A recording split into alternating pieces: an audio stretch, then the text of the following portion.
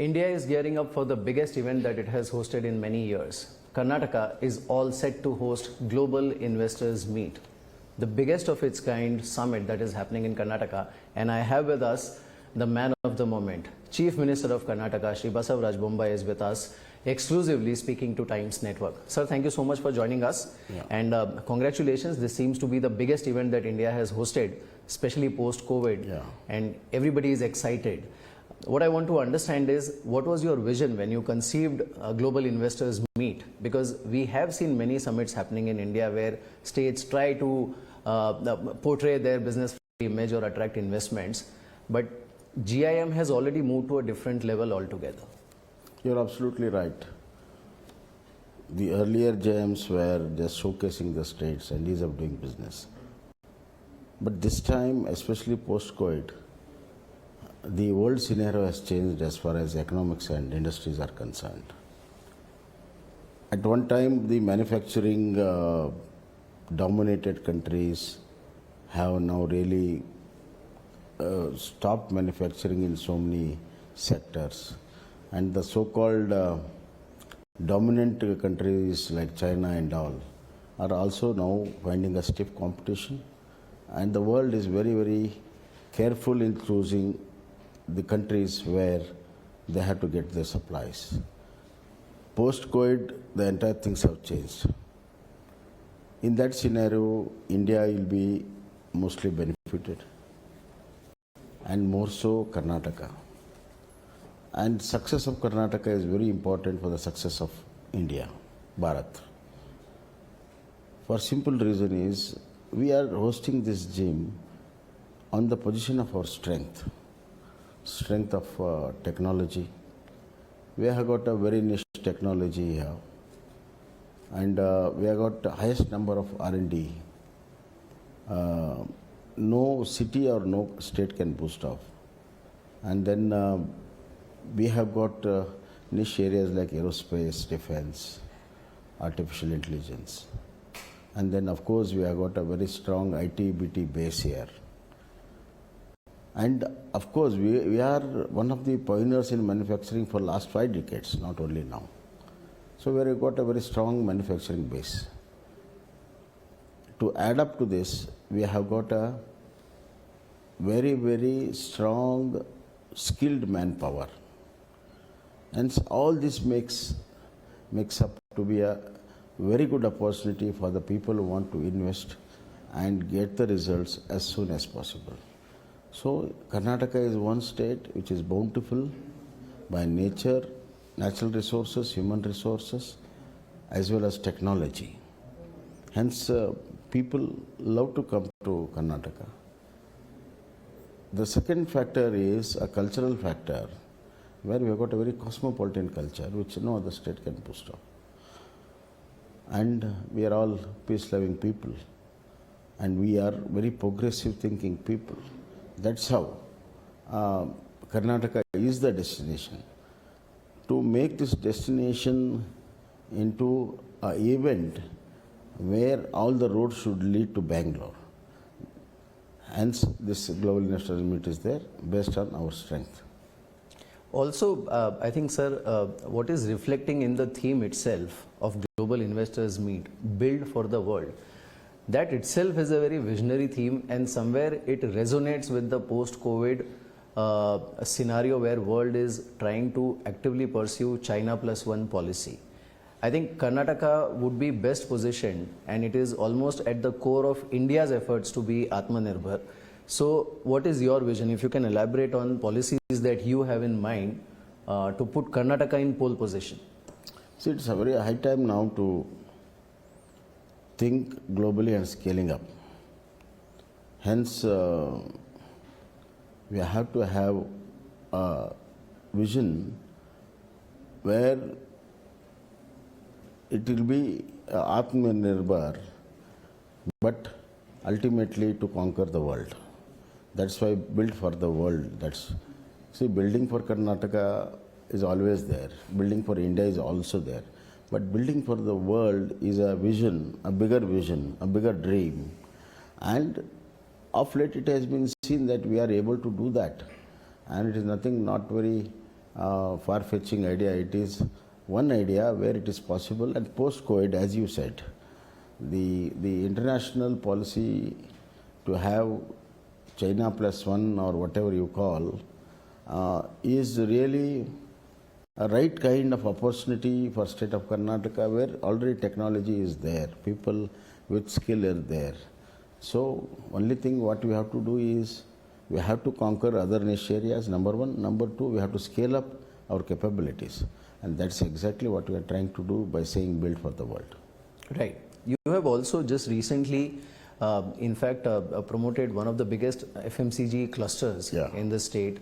There is a lot of focus on manufacturing, and I would say high-tech manufacturing when it comes to aerospace and defense. So what is your vision or roadmap for these core sectors? See, as you mentioned, FMCG cluster, what we are going to have in Dharwad,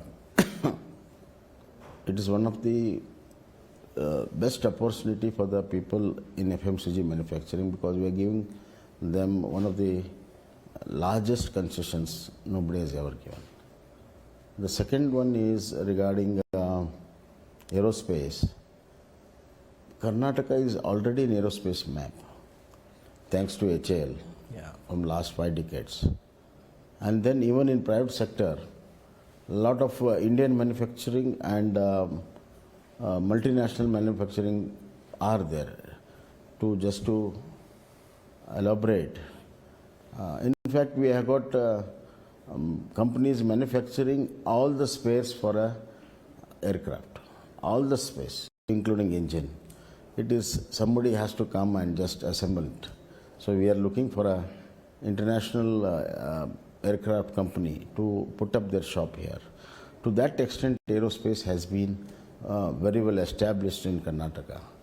Similarly, in defense also, we have got large presence of defense establishments here, both Army, Navy and aerospace, as well as 60% of our manufacturing, including DRDO, what we have, is now manufactured in India, thanks to our Prime Minister for calling Atmanirbhar in defense also. So Prime Minister Narendra Modi vision to have Atmanirbhar. For example, HAL is manufacturing the helicopter here, completely Atmanirbhar on Narendra Modi's lines. So there is a lot of activity here. Hence, the niche areas like aerospace, defense, and including artificial intelligence, including semiconductors. So already we have got a very strong platform here. We are just building on it. Right. Sir, you mentioned about aerospace hub, and I mean, obviously I'm aware that a lot of global giants in aerospace and defense manufacturing are part of the GIM delegation. What is your expectation in terms of the breakthrough agreements or the MOUs, because it is expected that this is going to be one of the biggest investors summit held ever by a state in last 10-15 years? I want to identify two different approaches what we are having in this team. One is we are not just signing MOUs. MOU is just an intent. Correct. So we need more than the intent. So we are expecting more than 5.5 lakh crores of investment. It may cross 6 also, the way it is going on. But more importantly, out of that, more than 3.5 lakhs already they have signed MOU about 3 months back, 4 months back, and then they have placed their applications, identifying land, technology, everything. And there is something called state level, high level committee to clear. We have cleared the projects. We are one step ahead, and we are going to showcase it tomorrow. We are giving them a certificate of investment. That means we have approved your project. It is not just MOU without any. They have given us documents, we have verified, we have given them go ahead, and so that it takes off immediately. That is number one. Number two, we are trying to get the investment in niche areas. The regular sectors which are going to come, it will come. But I personally is pushing for niche areas like renewable energy, manufacturing of hydrogen fuels, manufacturing of ammonia. These are all totally something which is very, very new agenda on the anvil as far as energy sector is concerned. Second thing is, we are, of course, as I mentioned earlier, we are coming out with aerospace in a big way and defense in a big way. And of course, semiconductor, we have signed a MOU already. Therefore, all the niche areas, I'm very keen to get them in my state. So one is a quality, one is a new area. Second is a proactiveness of the state to clear, not just stopping at MOU, going beyond MOU and beyond approvals. That's a very interesting point you mentioned, and in fact that was my follow-up question, but I'll ask it nevertheless. You know, critics and opposition always has this argument that all these summits have a lot of announcements and a lot of MOUs are declared, but the ground level implementation is almost 1/10 sometimes or even lesser, and it's very slow. You have already partially answered that. Second is unemployment. You know, they keep coming up with these numbers all the time. What is your answer to them? Because if so many projects are going to take off in the state, obviously it will have impact, one on the employment and second is on the overall growth prospects. So what is your answer? See, whenever some enterprises come and do the investment, we have to take care of two E's. One is boost to the economy, one is economy, another is employment. So they have to satisfy these two E's. I don't declare that all the industries will satisfy these two. There are some industries where they generate lot of employment, but very little economic growth. But there are some industries where economic growth is huge, but the employment is not to the extent which we expect because of the automation and other things. So we have to have a fine balance. As far as employment is concerned, that's our topest priority, because the game changer is employment. It is not only creating wealth for a few people who invest, it is creating wealth to the masses. And I believe that bottom of the pyramid is the key game changer. They are the movers and shakers of economy. And whenever they get opportunity and when they become stakeholders and when their economy improves, the whole ecosystem of economic activity changes. Therefore, I have come out with employment policy. The employment policy is first of its kind in the country. We have industry policies, incentive policy, everything, but nobody has employment policy. I am giving over and above than the capital incentives. I am giving a special incentives those who generate employment. We have made different slabs, and first time my employment policy is in place. So the industry which gives more employment will be more incentivized. That is the whole thing. And we are trying to bring industries with the employment potential, and I am giving priority in clearance, in getting them land, in getting them all facilities. We are doing a larger hand-holding for the industries, for the enterprises which are employment generating. And we have identified certain sectors also. So we have, for example, you will be surprised that highest number of garments and garment exports are there from Karnataka. A large number of units. Large number of people are employed. Now those industries are moving beyond Bangalore. They are going up north and remote places in a huge number. That's why we are getting almost 4 textile parks, big textile parks done in the state. That will generate a lot of employees. FMCG, we are anticipating 1 lakh employment from FMCG and minimum 10 lakhs from this textiles and garments.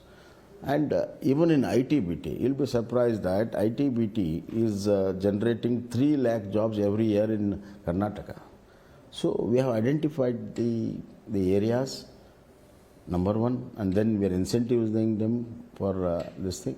And we are also thinking of welfare of the people who work, so that they give the output will be much more than the national averages. So we are very progressive state in that aspect also. So human development is always our focus in all the activities what we do. And as I said, economy and employment has to go together. It's a very interesting point that you made, because we have also observed that states come out with different policies, but employment policy is a very interesting factor. Now, one more thing which is linked to it and can actually have a very positive impact on employment is the infrastructure development. And I have seen the pace at which infrastructure development is happening under your leadership. So what is your vision? Where do you see the infrastructure of Karnataka going? Because that happens to be a common bottleneck across the country. No, that's right. But thanks to once again our Prime Minister Narendra Modi ji, his Gati Shakti projects, wherein we develop the ports, and we'll not just develop the ports, we will link them to the hinterlands. So logistic policy of Government of India to link the ports to hinterlands, it's doing in a big way. And in Karnataka this year we are investing a lot of port development and linking them to the hinterlands. The second one is the roads, which we have taken up. 6,500 kilometers of national highways being built up in Karnataka. It's a large number. And we are building our state highways also equally. Almost 2,000 kilometers of state highway we are building them. Apart from this, we have land bank of more than 50,000 acres, which is already ready for industrialization. And of course, the other infrastructure like power, water, it's a continuous process. We are trying to make it, and we are a power surplus state. So with all these things, infrastructure will be in place, and I assure all the investors that there will be no shortcomings as far as infrastructure is concerned, providing to all these industries which are going to come and invest. Also, one interesting thing that I noticed about Global Investors Meet, if we come back to that topic, are the 4 pillars on which the entire summit is being mounted: innovation, resilience, equity and sustainability. You have already spoken about sustainability. So were these pillars consciously kept in mind while you were thinking about Global Investors Meet? Because these are actually the interlinked and sort of a requirement of the future also from growth point of view. See, as far as I am concerned, Invest Karnataka Global Investors Meet, I see a net organic result of our organic growth is happening in the state. All this innovation, sustainability, resilient, these are all part of our industrial policy, industrial culture. It's an ongoing process. It is not like one-stop work. It is going to be continuous. And we want to, ultimately, the Global Investor Meet should have all these ingredients so that they will be part of our system for a long time. We are looking for a long-term partners, not just one-time investors. We have seen a lot of investors coming here with lot of enthusiasm, and ultimately they fail and fail the state also and go back. So we don't. We are very serious about it. That's why we are looking into sustainability, resilience as well as innovation. And as far as innovation is concerned, once again, Karnataka is the first state to have a R&D policy. No state has R&D policy. The R&D policy is one of the beautiful R&D policy where we recognize any kind of research or development right from garage to the highest institutions. And we are going to link the inter-institutional interactions and see that the entire R&D is enhanced. There will be no repetition. The strengths of different institutions, strength of different individuals are honed up for a very high level R&D. And we have got 400 R&D centers with niche areas, international R&D centers here. No city in the world, not in the country, no city in the world can boast of this.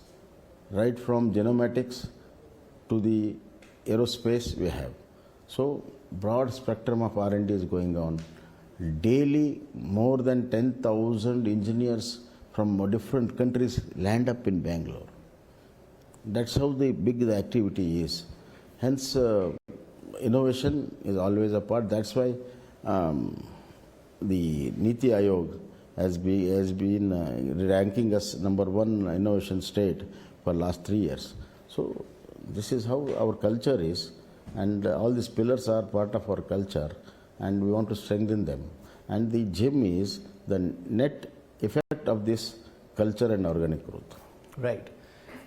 Sir, under your leadership, Karnataka and Bangalore are already a global brand because of the sheer intelligence that it brings on the global stage. Since India also aspires to be the engine of global growth, at some point, can we expect a summit like Global Investors Meet or any other summit that Karnataka would host in the future to actually go ahead and rival something like Davos, because people keep talking about it and the global economic order has changed. It's all shifting towards Asia. So what is your vision for that? Last year I was in Davos. That's why I asked you, because there was a lot of excitement in Davos about Karnataka. Yeah, there was a lot of excitement, a lot of responses. I talked to few leaders who are responsible for World Economic Summit every year. I mean, every 5 years. I talked to them, and the way the things are happening there and slowing down everything, and Europe itself is coming down. What I said is, this summit was there, started from holidaying of CEOs. Correct. Then it converted. Now it is not just a holiday; it's a serious matter. Correct. So I said this whole thing, the structure should be not rigid. It should be very, very flexible. And the summit should move on in different parts of the world every year, so that it really becomes World Summit. Otherwise, it's a World Limited Summit. So break the shackles. And I said they will be having Indian World Economic Summit in Bombay once in 2 years. I said, you please bring World Economic Summit itself to Bangalore. I'll host it. And I offered them to host it, so that the international scenario will be there in Bangalore. It can inspire a lot of other states in the country, and the International Trade Committee will be also be inspired by what are the achievements what we have in and around Bangalore and in the country. So it's a win-win situation. This I have spoken to one of the main people who are responsible for World Bank Summit. Let's see. How soon can we see that happening? Yeah. I have been pursuing, and probably I might go in the month of January once again. Then I'll pursue it. Right, absolutely. Sir, one last question, not even a question, but what would be your message to people who are attending? Because I believe more than 10,000 delegates across the globe are flying into Bangalore. The city is completely plastered with GIM, colors everywhere. What would be your message to them? Please come, feel at home. We have got a cosmopolitan culture. We have got a best of climatic conditions in Bangalore. Enjoy that. Come, see, invest, prosper, and make the state also prosper. You will find a very, very proactive partner in Government of Karnataka. We will not only do the hand-holding, we will not only walk step by step with you, we will work shoulder to shoulder with you. It will be a very, very pleasurable experiment for you. And I am sure once you come and if you start doing a serious business, you will be coming again and again. We welcome you every time you come. That's my message. Well, on that note, sir, thank you so much for joining us, and wish you all the luck for Global Investors Meet. Thank you. We are going to be there. Thank you so much, sir. Namaskar.